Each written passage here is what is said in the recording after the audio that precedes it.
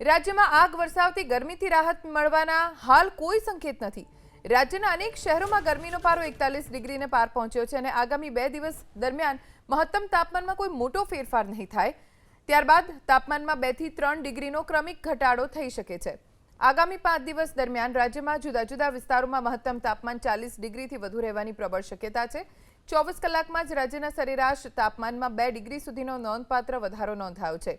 આજે સૌરાષ્ટ્ર કચ્છના દરિયાકાંઠાના વિસ્તારોમાં ગરમ અને ભેજવાળા પવનના કારણે અકળામણભર્યું વાતાવરણ રહેશે। સંઘ પ્રદેશ દીવ, દમણ અને દાદરા નગર હવેલીમાં પણ કાળઝાળ ગરમી પડશે।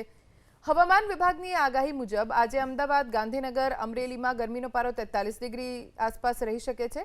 રાજકોટમાં 42, ડીસામાં 42, સુરત, ભુજમાં 41 ડિગ્રી તાપમાન નોંધાઈ શકે છે। ગરમ અને ભેજવાળા પવનના કારણે અકળામણભર્યું વાતાવરણ રહેશે। સંઘ પ્રદેશ દીવ, દમણ અને દાદરા નગર હવેલીમાં પણ કાળઝાળ ગરમી પડશે। હવામાન વિભાગની આગાહી મુજબ આજે અમદાવાદ, ગાંધીનગર, અમરેલીમાં ગરમીનો પારો 43 ડિગ્રી આસપાસ રહી શકે છે। રાજકોટમાં 42, ડીસામાં 42, સુરત, ભુજમાં 41 ડિગ્રી તાપમાન નોંધાઈ શકે છે।